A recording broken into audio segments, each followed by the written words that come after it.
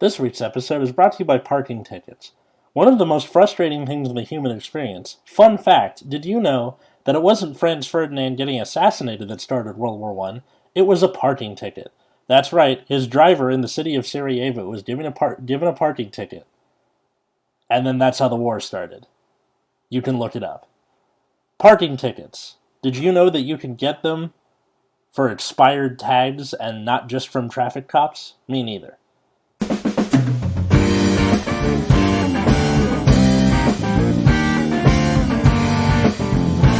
Hey everybody, welcome to Nexus at Night. Did you know that you can get a parking ticket for expired registration tags? I'm Atlas. I'm Matt. Yes. I'm Root Beer. And yes. Look, I thought that when you got a ticket for expired tags, it was from traffic cops, not from people, like parking enforcement people. No. Mates are just complete assholes. In my particular case, I parked on my own street. And I had paid for the registration renewal back in May, but I never got the tags in the mail and just forgot about it. So, yeah, I have to go fight that now. That's fun. Anyway, yeah, and speaking of fighting, we're talking about Card Fight Vanguard, best segue ever. In particular, I thought that Vanguard, when it was released in Europe, was released in all of Europe back in 2011, like the rest of us.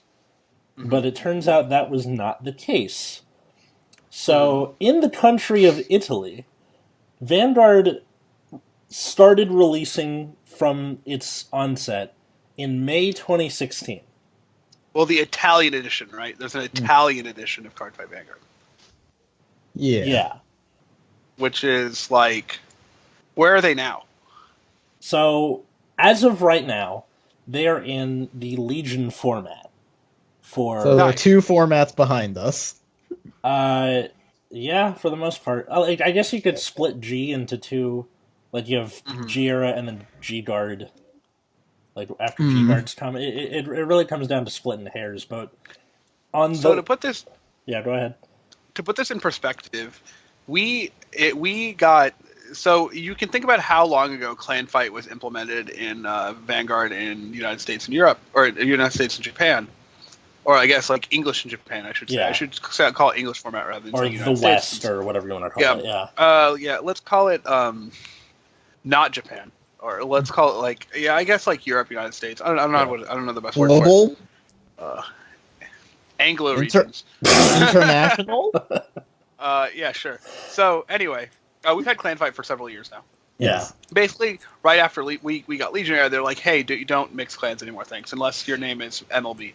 Yeah. And we didn't, basically. The reason being was because the top deck in Legion format was a mix of Seekers and Revengers.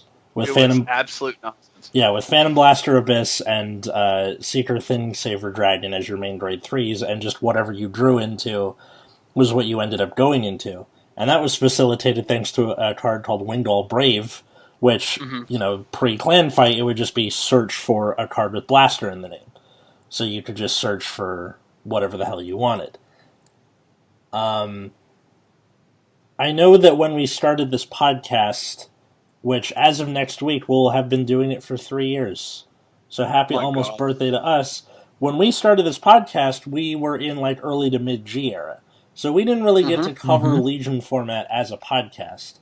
And that's kind of what this episode is going to be like. It's going to be like half retrospective, half anthropological study of a meta, evolving entirely or possibly different to how it evolved in the rest of the English West, Anglo, whatever the fuck you want to call it. No. Oh, what I was going to say is, just so we got Clan Fight several years ago. The point I wanted to say was like they got Clan Fight yesterday. Yeah. So as of September 16, 2019, they're like, guys, no clan mixing unless your name is Blaster Dark and you're in Royal Power. I don't even know how.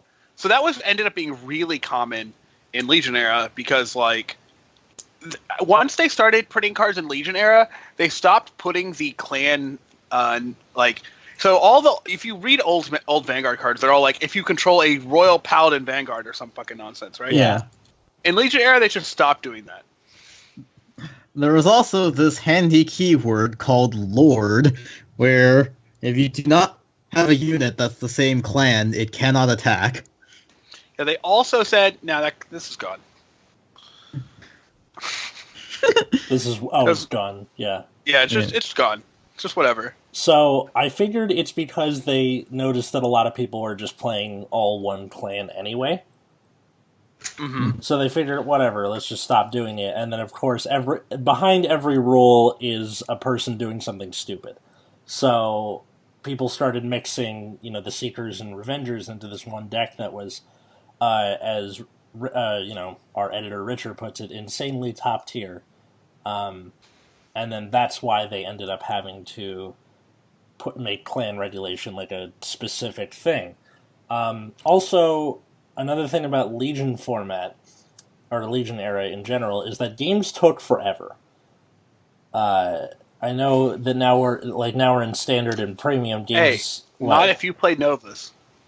I guess so. But because how Legion worked was both people had to be at grade 3, and then you would put 4 cards back into your deck and seek the mate, which was you got the appropriate second card and put it on your Vanguard circle.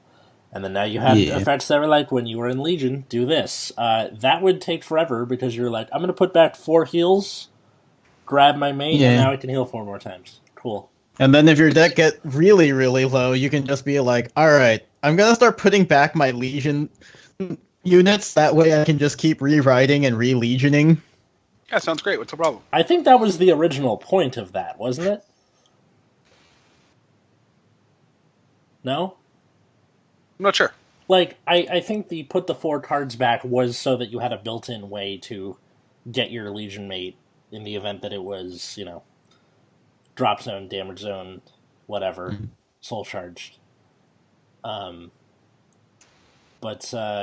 yeah. The main thing I wanted to look at was, we put this up on our Instagram, at Nexus at Night. A couple days ago, we came across this tier list that Italy had, somebody in the Italian format decided to make this. I don't know what data they're using to make it, so it might be one of those tier lists where they're just using it to piss people off, or it's all anecdotal evidence. I mean, it's using that meme tier list template, so... Yeah, fucking go watch Tier Zoo's channel if you want more instances of that. But this thing is interesting. So, from S being the top tier, A, B, C, D, all the way down to F, I want to read this. So in A tier we have Bluish Flame Liberators, which makes sense. You have Prominence Glare, being able to prevent Sentinels, and it's getting really huge with crits and stuff. You have Seekers, so Thing Saver, and then you have Deleters. So that's A tier. This is before, they don't have strides yet. They don't have imaginary gifts. So Deleters deleting the opponent's Vanguard is a big deal still, which makes sense to me. In B tier, you have Revengers and Glendios. Did either of you guys play Glendios when that was a thing? No. Original I didn't Glendios? exist. Yeah, the original. I had friends that did. It was okay. Okay. It got really, really big right after BT15. It got us. I don't know. So it got especially big in Japan because Japan had really easy access to Glendios because he came out as a promo like pretty soon after it came out. Yeah. In English, I think it was a little hard. Well, for a while it was hard to get a hold of, and then I think we got more of them. But I don't know. The deck was fine. Yeah. It was pretty good on release, and by Legion era, it was I think there were just better things you could be doing. Yeah. So that is tied with Revengers, which that's half of the Blaster, the Seeker Revenger deck right there. C tier, you have Aquaforce with the Tetra Burst Dragon, Blouse, okay, Dragonic Overlord, the Rebirth, which I'm guessing is just a response to Glendios, because his whole thing was you had to lock your whole board, and then if you had, 5 locked cards, you could restand them? Mm-hmm. Right, so your whole deal was, they're going to lock my whole board, I'm just going to use it to restand on you. Then in D tier, this is the thing that throws me for a loop. D tier. Brawlers and the Odal Legion for Spike Brothers. So, Richard tells me that Brawlers were used as a way... It was a check on the Seeker Revenger deck, because you could use Lizard Soldier's Scission, which, if it hit an attack while it boosted, you would Counterblast, put it in Soul, and kill an opponent's grade 0. Meaning you could kill important starters, like Winged Brave, before they became a problem. Or whatever that fucking Shadow Paladin starter was, I can't remember the name of. Claudus? Is that who they played? Maybe. I'm not sure. I don't remember. The point is, you had a check on the early game of the Seeker Revenger hybrid, and then the Spike Brothers Legion was good, in the West for into G era even. Do you remember, Matt, when we took our friend Jared from UC Riverside to a Denny's before the team regional started? Hell yeah! And we taught him how to play Vanguard. Shout out to Jared. Early G era, we took our friend to a diner before a regional started and just taught him how to play Vanguard. And we gave him this Spike Brothers deck with the Odal Legion. And he did okay with it. It was weird. Oh, yeah. Also, I guess we should bring up now that they have not gotten the extra booster with Genesis yet, so right, Yggdrasil is not on this list. Yeah, that deck was busted. When my friends and I were talking about this tier list, we were like, "Where's Genesis? You could go into Italy with the Genesis deck." It turns out it doesn't exist yet over there. So I thought that extra booster came out alongside the Shadow Paladin one. Were they separated by a bit? I'm not sure. Because we don't really know the release dates for upcoming sets in Italy. We know of the Legion of Dragons and Blades, BT16, came out back in July. And then they got BT17 last month. So for, let's see. And they didn't get it in one big combined set like we did. Yeah. Apparently the Shadow Paladin one, I guess it doesn't say if it was released in Italy or not. So I'm guessing it hasn't, but at the same time that tier list shows Phantom they Blaster came out on the same day. Abyss, yeah. So who knows if it's there or not? Well, it does. I don't think it is, because there's no way you ignore a card like Yggdrasil. Yeah. Especially if they're giving respect to Bluish Flames. Also, another one that kind of stands out as missing is Sinbuster. Metalborgs? Yeah, that's not on this list either. Yeah, I remember Break that Ride deck's Metalborg. Oh, it did? I think in Legion Era the deck was pretty bad, yeah. Okay. I think without the support, the excess Metalborg support, you're just hoping you actually rode Sinbuster. So what the G set did for Dimension Police was make sure that you always ride Sinbuster every time. That was not the case in Legion Era. Sometimes you had to ride the other idiot, which was much less good. But yeah, it's definitely it's not on there, and I don't think it's I don't think it's really a deck. Okay. But I am surprised to see Spike solo, considering that deck could just kill people. Maybe they also just know how to are more aware of it, so people will find it less of a problem. Because you get a lot of wins with the old Spike Brothers decks by people just doing, head-assing and just people dealing damage to you. Yeah. Or just thanks for the 4 counterblast, buddy. I'm going to use this to kill you. Kill you, by the way. The one that stands out to me is the fact that Tetra Burst is on there. And is above Brawlers. Yeah. Odal, I can see the fucking counterplay. Sucks. I mean, okay, so the thing I compared this to was, it's like watching Earth redevelop. You're watching the Earth over again, and they haven't figured out the wheel yet. And you're just kind of standing there going, guys, you don't have to put squares on the side of your carts. It's just, god damn it.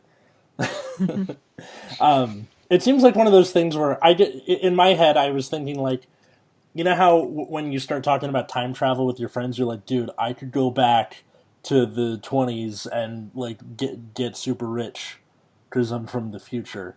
But like, if you think about it, just looking at it now, I highly doubt that we could just go back and start winning again, because none of the three of us ever did too well.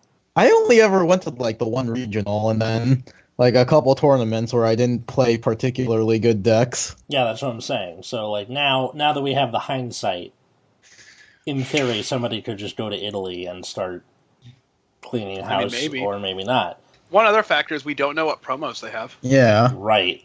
Well, it turns out they have Sylvester with no expiration dates. That's Yeah, that was weird. That's a thing they can do.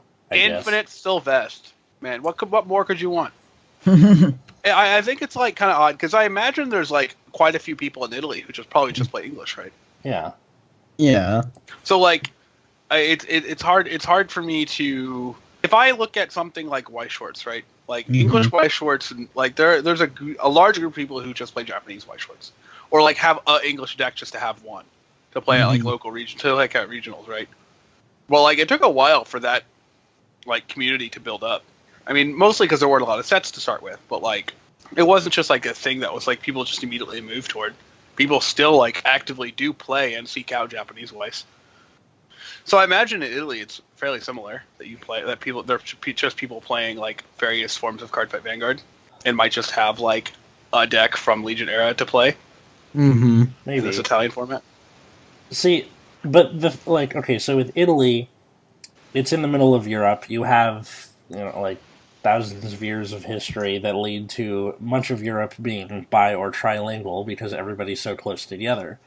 Whereas in the U.S., you have players who, I imagine a lot of us don't speak Japanese. That is 100% true. Okay, so for an Italian player to pick up the English format of Vanguard would be a lot easier than for someone in the U.S. to pick up Japanese Weiss.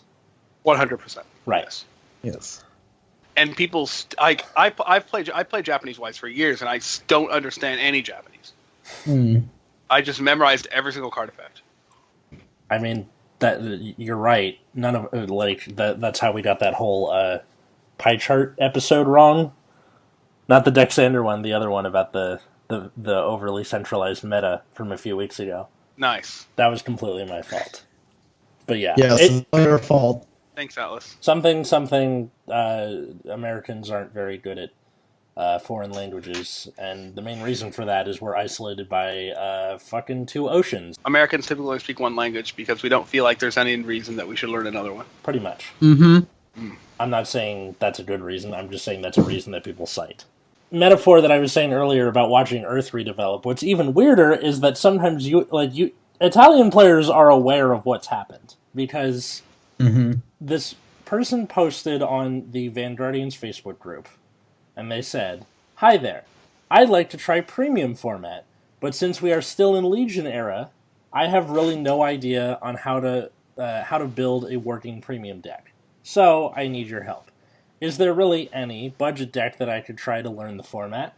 I'm not looking for top tier decks, I just need a few fun and somehow working deck lists so we can try the format at my store and have fun. Thanks to you all."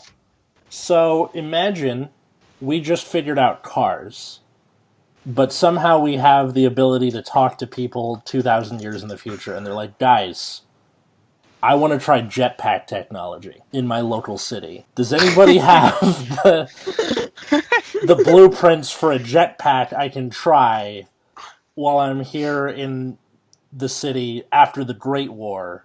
There's definitely not going to be another one. Jetpacks." Yeah. That's kind of what this feels like to me. There's like no way you're going to be able to like bring strides to like Legion era format and people are going to be like, "Yeah, this is fine." There's like no way. Remember when Strides first came out and people were like, "Yeah, they're fine, I guess, but like 4 cards back in the deck, right?" Yeah, but like early Strides were also bad unless your name was Dragonic Overlord. Pretty much. Yeah. Like what? Like if we look at like the first G set, right? What strides even fucking mattered? You just strode them because they were like they had triple drive mostly. Yeah. But you were still striding on hit do shit. Pretty much. Which are, I mean, I think everyone quickly realized, awful. Except for Bushiroad, because they kept printing cards that said that. Well, what's funny too is everyone was like looking for any like the second a clan got enough strides to not play an on hit, they would stop playing an on hit. Yeah. Like, Like, people the- are constantly trying to justify the on-hit strides, but, like, no. God, I hated on hit strides so much. God. Me too. I played so OTT bad. back then. So you Gross. you hated on hit strides for roughly half a G era. Got it. It's definitely weird. Like, I'm looking at the card list for GBT01 Generation Strides. This is the first introduction we get to strides outside of the promo Harmonix Messiah, which was just vanilla. Looking at all the cards here, like Chronos Command, Saint Blow Dragon, Takamikazuchi. Chronos Command was an on hit, right? Let me see. Chronos Command. On hit. Yeah. Like, Counterblast On 2, hit. Soul Blast 1. blind the field. Yeah. So Counterblast 2, Soul Blast 1, discard a card, and then rewind the opponent's field. God, that card is bad. Yeah. And then most of the other ones are like GB2, where it was like turn a copy of it Wait, face was up. Victoplasma GB1? Victoplasma, or you mean GB2? Where Yeah. it was meant to be second stride? Yes. Because it's, Oh, sorry, no, was it GBT01? yeah, it was. Yeah, it was. Yeah, okay, so that was like the best stride in the set, right? Something There like was also that. Dragonic Overlord the Ace, I think. Oh, no, that was in, I thought the Ace was in a Fighter's Collection. It was. Was it? Oh, yeah, it was. No, that had... You that had the cross in it. Root Flare, who was pretty good.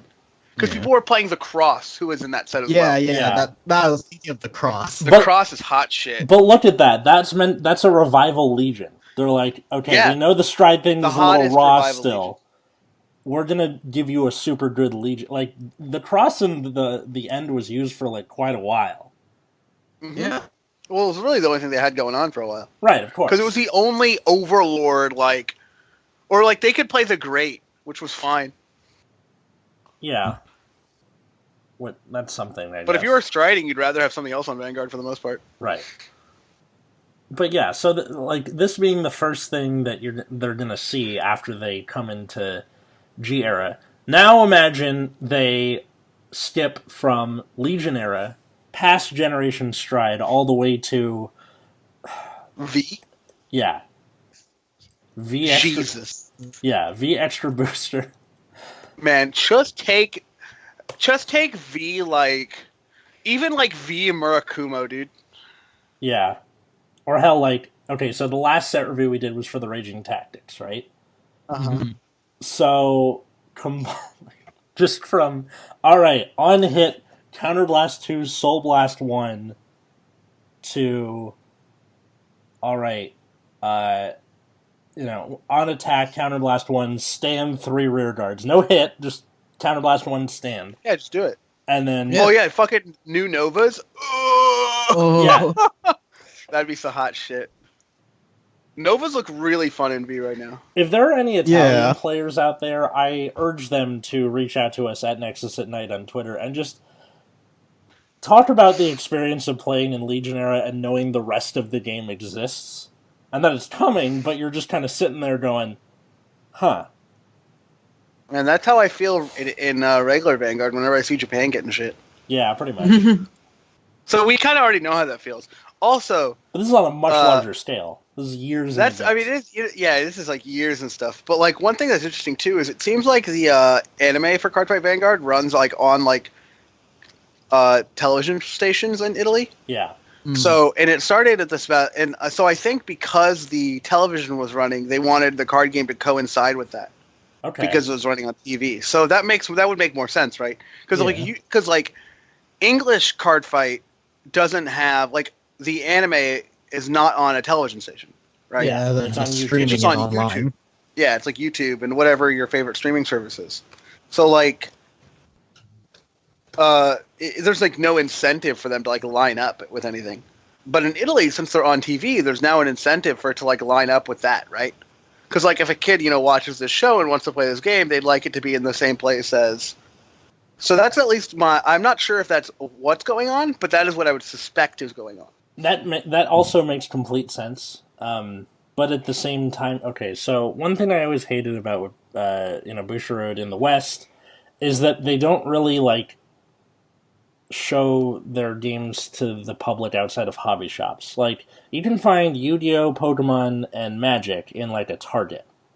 Mm-hmm. And, like you were saying, they showed it on TV. They don't show it on TV here. They don't have it to buy outside of, like, game stores. Right. Why? Like, they definitely... It's not... Advertising is very expensive. Okay. Mm-hmm. It is not popular enough where Walmart feels it like they can just pick it up. Mm-hmm. And one thing we've seen also is that distribution is not very large. Like, if Walmart is stocking your game, distribution has to be fucking huge. Yeah. And I'm just not convinced that Vanguard has that level of distribution. I mean, they can't even, like, they do, like, a single print run of a set. And then if Right? too much of it is bought, you're like, oh, all the cards shoot up in price, thanks, Ultra Rare Miracle Collection. That's literally what happens with fucking English Weiss Schwartz. They print, like, one print run of something, and it's, like, never to be seen again. I'm wondering if, like, Bushiroad seems like it would be profitable enough to just, you know, Print more. print more. It seems like it would sell, no? Yeah.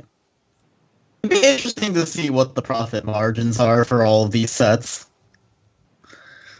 Like, compared to the cost of producing them, because I guess I just want to know, like, how much this is costing them to see whether or not we deserve more sets.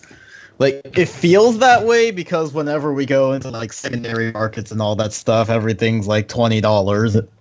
Or just because they're out of print, but I guess I'd be interested in seeing what their direct profits are to see if, like, hey, give us more shit, we will give you money. Yeah, I don't know. Obviously, we'll, like, never get that information because they're a private company. There's no reason why we need to know. Like, there's, like, any reason to tell us. Right, and, Mhm. But, like... and of course, look, just because if you search Cardfight Vanguard on Spotify, we're the first podcast to pop up in that search result, doesn't mean they're going to share their profit margins with us. Maybe. Yeah. Best humble brag ever. But yeah, I don't know. But yeah, I don't know the implication there. But I do wonder what's going on with their printings, because like, the print runs do seem to be fairly short, and not just in Vanguard. Do you think they're going to do it again in Italy, or? No idea. I have no idea how big the print run is for Italian Vanguard. I don't know anything. I don't know anything other than what's on the online. Yeah. Which is, I mean, there's a bit online about it, but it's mostly just about, like, announcing it and, you know, like, when it started and, like, where they're at. But, like, yeah, I don't know much about it otherwise. One thing that I think came out of Legion era that was probably unintended was how, going forward, people would be using Legions. Because, like, at some point, people just kind of use Legions just to, like, either A, the Legions had dumbass effects and you played them because they were dumb. Like, people were playing the Riser Legion for, like, several sets into G era. Because it was just to just kill, it just ended people's lives. Oh, I forgot about that. Where the hell is the Riser Legion, and where the hell is Cat Butler? Do they know about Cat Butler? I don't know! Yeah. Is Cat Butler preemptively, like, restricted? I don't know. It doesn't seem to be. I don't know. But, like, the Riser Legion was insane. Yeah. Yeah. And, like, that deck just ended lives. Yeah, so if they, and that's kind of like what, that's one thing I forgot to mention too, is, like, we don't know what sets they might have missed on. Because if, like, you said there was an Extra Booster 1 comic style, right? Yeah. So if they didn't have that set, they're missing, like, an entire deck in Legion era. I guess it's also curious to see if, like, maybe they'll end up skipping Stride era or not, because this seems to be tied into the television show. For all we know, they might skip airing the G era anime and just skip straight to the reboot. That would Just, be like, pretend Strides don't exist. That would be so interesting. That would be bizarre. Yes. Yeah, it would be.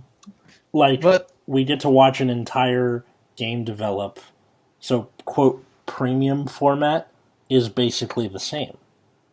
yeah, You don't really get a lot of, like, oh, I'm using cards from Legion era or Bright Ride era for my premium deck. maybe they just wouldn't have a No, they can't really do that, because then all the cards people have would just kind of stop existing. There's no way they skip G era. The Yeah. relationship to heal triggers changes completely. They're not going to waste like 5 seasons of anime to skip G era. Yeah, They're just not going to. But It was just an interesting thought. Oh, one thing I do want to know is when do you guys think they're going to get the CEO booster in Italy? the Genesis one. Yeah, the Genesis one. Okay, yeah. CEO Yggdrasil. Yeah. So Yggdrasil isn't a deck on this tier list because it doesn't exist. Yeah, we mentioned Yeah. that. I imagine they would. I hope they do. Right? Because Yggdrasil That did a deck is lot. hot. Yeah. Also, that trigger that's in that set's really important. I think there's a trigger that when you I think the Genesis trigger is like, what is it? You can soul. What is that draw trigger that Genesis had? When you guard with it, you soul charge. I think so. Was that in that set? Regalia, Freedom, Lot, or Foredoom, Lot Angel. When you guard with it, Soul Charge. Yeah. What about it? That card is like was that card in the Yes. that extra booster? It was. Yeah, that draw is like really important for Genesis going forward too, because like it's the freest of soul. Like when you're able to guard with that card and fully guard and attack with that card and still get a soul charge is like really big, especially like at grade 2. I imagine they'll get it. Like, all of the Revenger stuff was an extra booster as well, so... Yeah. Like, we know they get those. I don't know if we've gone over this before, but just talk a little bit about why, like, Guard Restrict was so strong compared to, like, the restanding Vanguards and stuff, cause... Oh, like in Legion era? Yeah, it seems like a lot for a lot of clans the bigger decks, their big win condition was guard restricting. Well, one important thing is you definitely needed one of them to be good. You needed either Guard Restrict or Restanding Vanguard. So If you didn't have those in Legion era, you were basically doomed. So for Legion era, you have Royals, Shadows, Kagero, and Nova Grappler. Yggdrasil and Genesis. And Bluish Flame. Oh no, I was just Bluish talking. Flame. I was just talking for restanding. Oh, Restand. Those, yeah. those are the decks that can restand, and then the ones with the guard restrict were Gold's Genesis. Technically Dimension Police, Yes. but that one was bad. Why do you say technically? If your fail case was really bad. Oh, like if you miswrote, it was. It was like aggressively terrible. Way back when we did our episode on Neo Nectar, I think Gabe brought up that Neo Nectar was pretty good in Legion era too. Oh, the Musketeer Legion? Yeah. Oh yeah. Yeah, Neo Nectar kind of blew the fuck up and like. Oh, that's the other thing about Legion era that I hated. This game took 5 ever. I don't know if anyone has ever seen a Bluish Flame versus Neo Nectar game, but holy shit, those games took forever. Like, all right, kill this guy, look at top whatever, call something, shuffle the rest. Oh my god. It was so... Yeah, Neo Nectar was pretty good. They didn't really have... Neo Nectar was weird, because they didn't really have, like, the things you typically look for in a deck. Well, it seems more like just field forming. Yeah, they didn't really... They just got big. And I guess spikes were the same way. They didn't really, like... They multi-attacked. Yeah, they just had, like, 50,000 attacks, which I guess the same is true of, like, Risers. Yeah. It didn't really... Like, it didn't have either of those, but I guess it restood its Vanguard, like, 12,000 times because of Cat Butler. Cat Butler. And also, Mega Flare had a crit. Yeah. Yeah, that was the whole point. They get you to, like, 3 damage early, and they're like, I'm going to attack you with this guy. He has an extra crit. Do you want to no guard and maybe die? Yeah. And that deck played... Like, you just play 16 crit in that deck, because who gives a fuck? Yeah, and also, if its attack hits, you can stand a rear guard. Yeah, why not? And they played that giant fucking rear guard. It's like, okay, whatever, dude. Yeah, that was some bullshit. That is something that is missing from this list pretty conspicuously is Musketeer, so that's another one. Like, did they just kind of figure it out early, or? Yeah, I'm not sure. Because I don't know if they needed any promos for Musketeers either. Yeah, that's something I don't remember. I'm curious about the leaders being as high as they are. It appears that is due to the infrequency of riding that happened in Legion. Like, you only have your main thing you want to ride, right? Yeah. So being deleted is kind of a big deal. If you can only do that a maximum of 4 times in the optimal condition.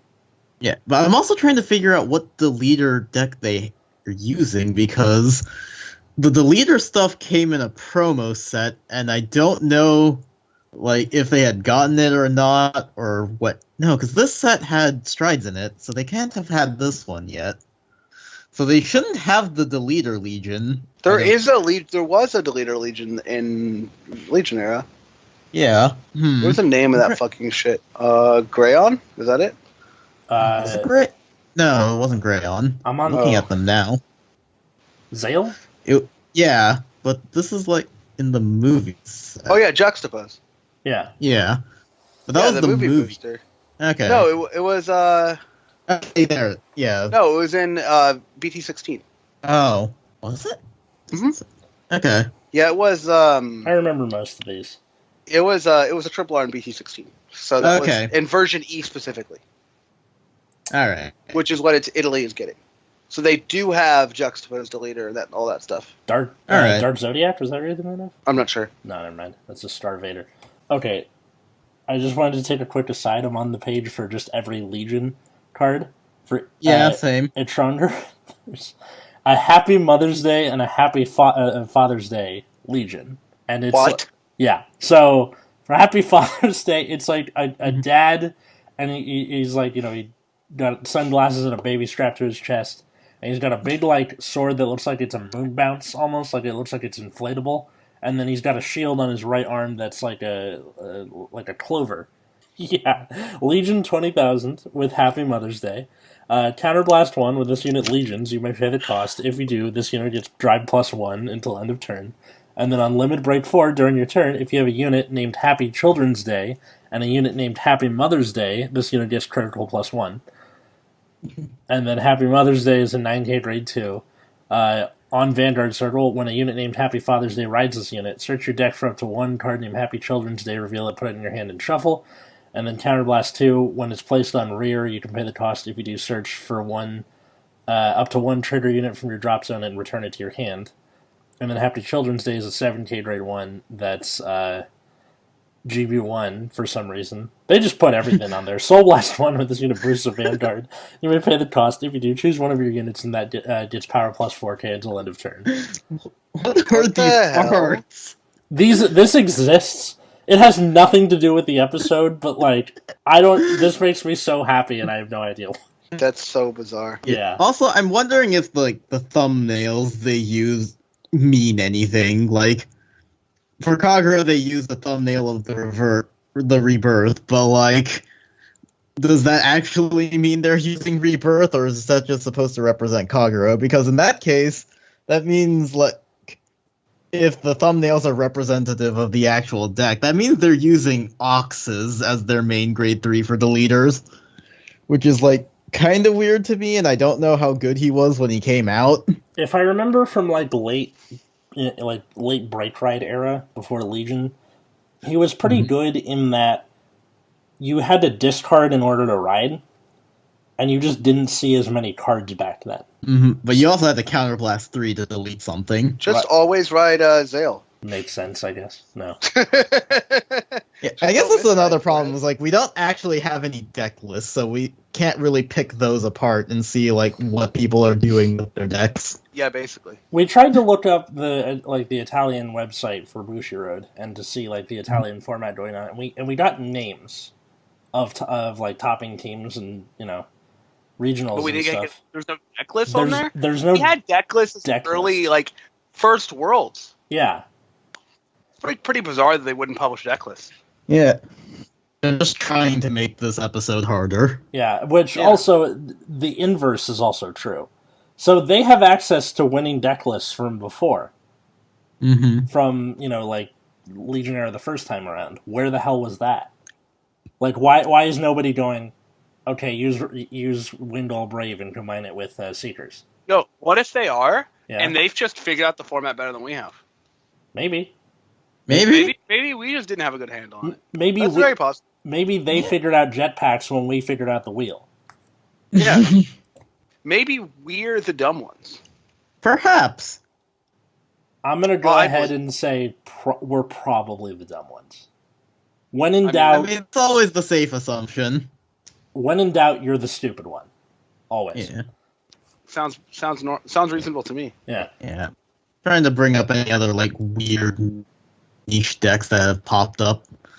I think the duo deck was like a weird niche thing in Legion era, but I can't remember. Man, that sounds like a lot of effort to play duos. Yeah. This was something I always tried to make work and I never got it to. Was in for Link Joker Venom Dancer. You guys remember that? Do you remember me trying to make that work? I don't think I was hanging out with you guys at that time. Okay, yeah. There was like about a month and a half period where I was trying to get Star Vader Venom Dancer as a deck to this work. was so dumb. And it was just not working. I think I might have played against Chris trying Venom Dancer at one point. Because of Atlas. Yeah, it's true. That was all me trying to get that shit to work, and it did not at all. Yeah, it was very bad. I remember that. You can't spell Venom. I don't remember what your reasoning was for playing it. You wanted like the ability to restand something or some fucking nonsense, but it was so like convoluted and wacky. Yeah. No, because the skill was at the end of the battle he attacked the Vanguard if he's in Legion. For each locked card, you stand something. Standard rear guard. And this was after Stride, right? Right. Yeah, it's like it gets more confusing the more I think about it. Yeah, this is. You know what it might have been? What? I think I was playing Tachi's a lot at the time and like Legioning because fuck it, why not? Tachikaze had a good Legion, to be fair. Yeah, but I was playing the Tachi Legion. Sometimes I would Legion and Tachi because what else are you gonna do sometimes? And I think you were like, what if I put this Legion in here?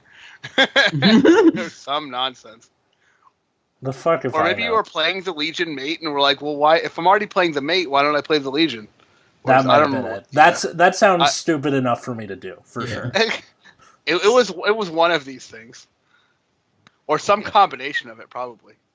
Yeah, because the Legion was just on play when it hits. If you're in Legion, you lock something.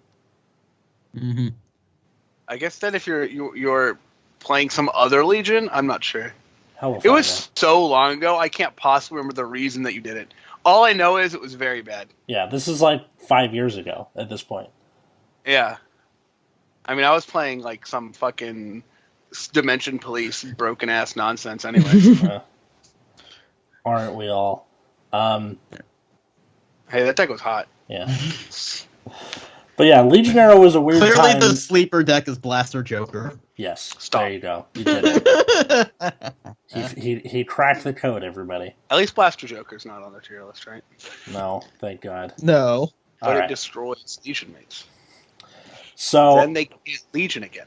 I think this is something we should revisit in the future because I'm interested. Yeah, it's still developing, and I still urge any Italian players out there, or if you know any Italian players, please put them in contact with us because this is just interesting, fascinating, and not in a bad way. I want to know what will happen when they get their G-era support. Especially, I assume everyone who plays Italian Vanguard is either like they just started on it when the show started, or they just also play it in addition to other types of Vanguard. Yeah, that is my assumption. That would be my assumption like too. A might as well kind of thing. Mm-hmm. Kind of like how when you like premium and you go to standard tournaments and you're like, fine, okay, there's more people here. Yeah. Although some people are starting to enjoy standard more than premium at the current moment. I know it's really starting. It's because the meta has started to diversify again, so people are kind of coming back to it. Yeah, I suppose so, but and like it's possible that like the ban list should have hit DI and Neonectar despite like Neos were already kind of a problem even before the ban list hit, and now they're like kind of all that's left. Yeah, we'll kind of have to see after we get some more regional results. What I do know is that they should, according to Richard, what they should have done was either banned the original Wonder Ezel outright. So you could have you can do the ride early, but you're not stacking Excel 2s and drawing cards for it. Right. Either do that or you hit Kirf, but also put Wonder Ezel to 1. He's saying that Kirf to 0 as your starter is a slap on the wrist at best. Yeah, it's still like Gold's still very strong too. Yeah, which kind of scares me a little bit, because what if Bushiroad was like, alright, our work's done, and then they just stop paying attention? Well, if people play the best decks, then they get blown out by, just the results, but that's not always how it works out. Yeah. So instead, we have to complain about it. Right, and that's what this podcast is for. Happy almost 3rd birthday, everyone. I think that about does it for this episode. Guys, where can people find you?